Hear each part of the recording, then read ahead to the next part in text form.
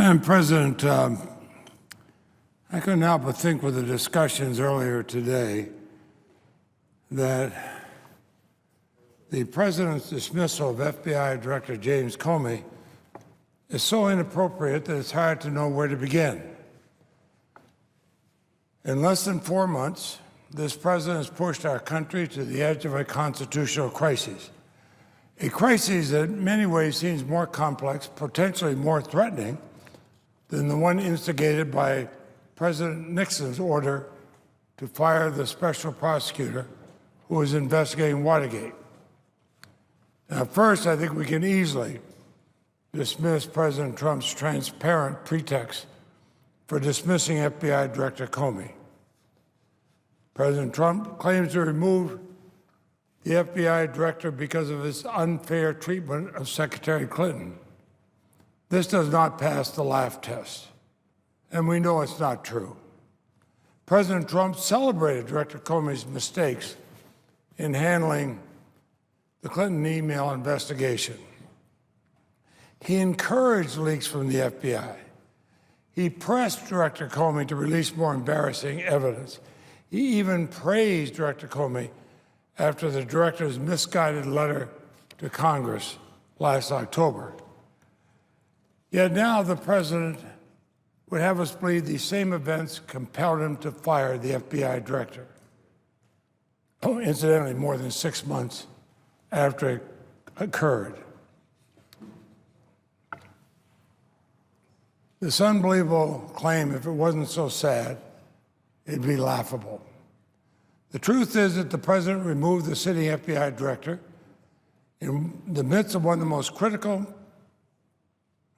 national security investigations in the history of our country, certainly one of the most critical in my 42 years here in the Senate, a sprawling inquiry that implicates senior officials in the Trump campaign and administration. The press is now reporting that President Trump waited firing the FBI director for more than a week after he became outraged at Director Comey's statements and actions in the Russia investigation. There are even reports that his firing may have been precipitated by grand jury subpoenas issued to associates of President Trump's former national security advisor. Now, I have no doubt that we're going to learn more disturbing details as to the President's true motivation. And I'm willing to bet anything that none of them will be because of a feeling the FBI was too tough on Secretary Clinton. I'm also troubled that Attorney General Sessions played a role in Director Comey's firing. The Attorney General had supposedly recused himself from the Russia investigation, and for good reason. He was a central figure in the Trump campaign that's now under investigation.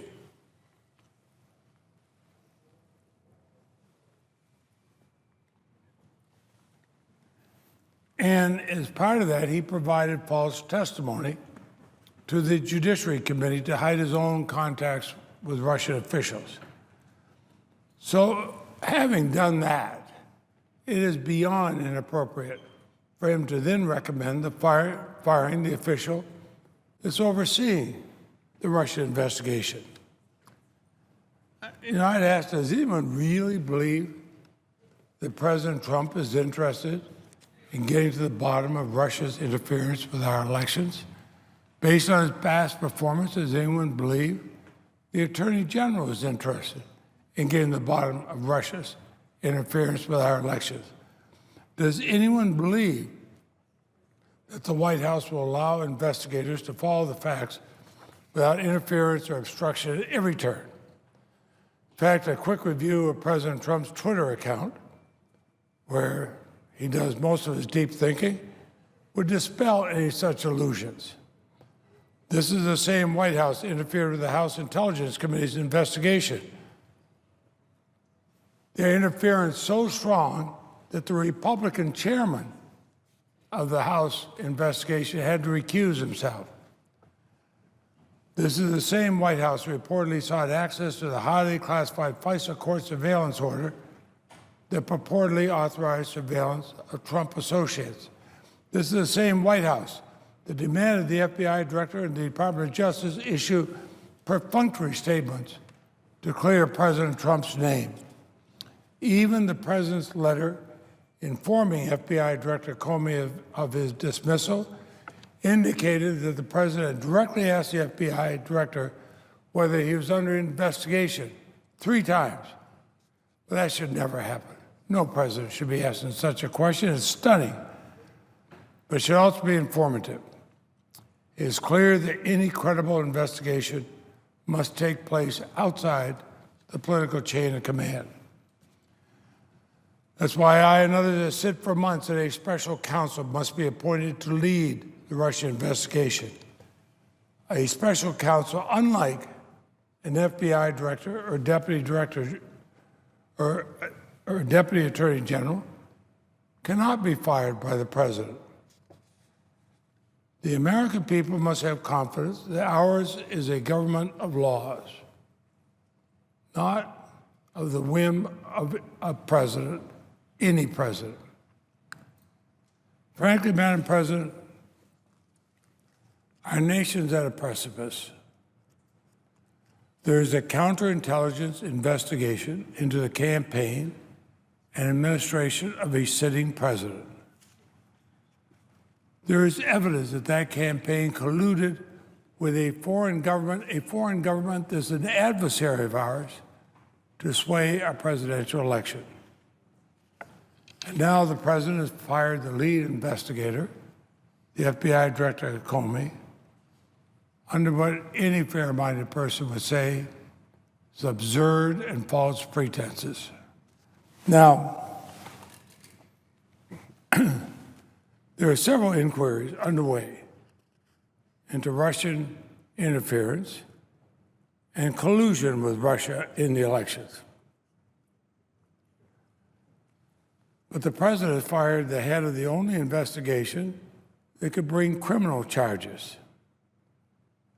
In fact, it's just been reported this came just days after Director Comey asked for additional funding for the investigation. None of this is normal. It's something I've never seen in Republican or Democratic administrations. We can't treat it as such. President Putin's goal, as we now know last year, was to undermine our democratic institutions, to corrode Americans' trust and faith in government, and to sway the outcome of the election in favor of Donald Trump. If we don't get to the bottom of Russia's interference in our democracy, Putin will be successful. The president appears to be content with that result. But I know in talking with many Republican senators, as well as Democratic senators, that they're not content with it.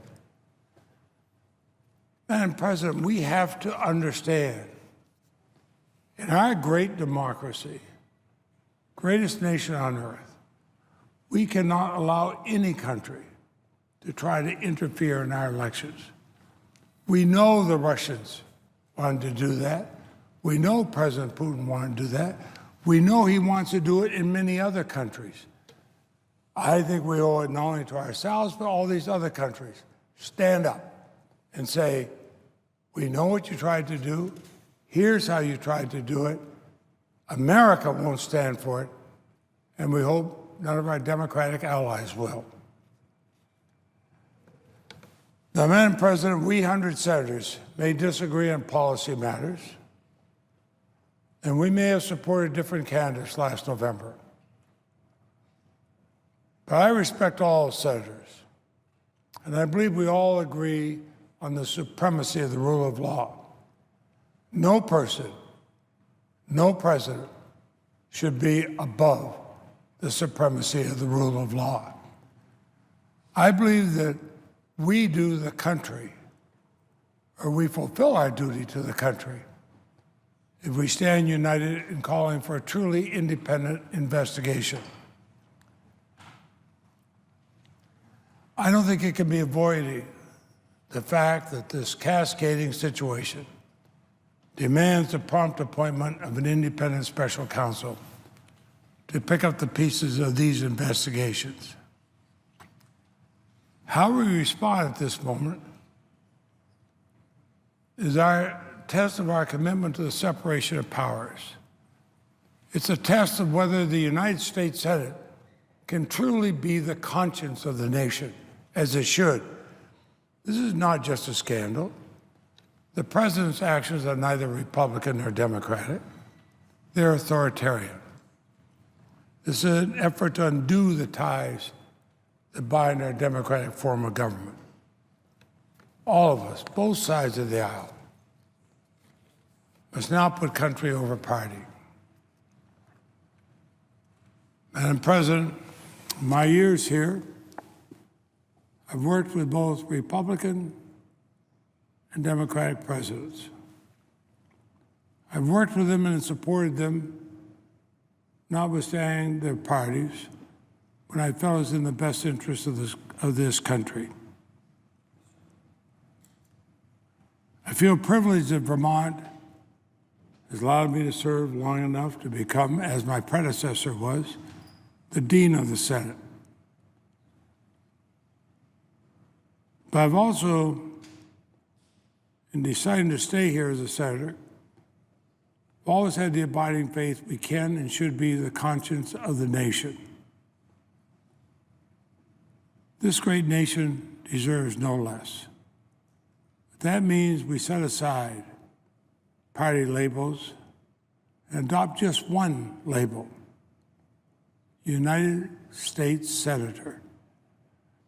And with that, let us make sure there is a clear, full, credible, honest investigation of how Russia tried to influence our elections.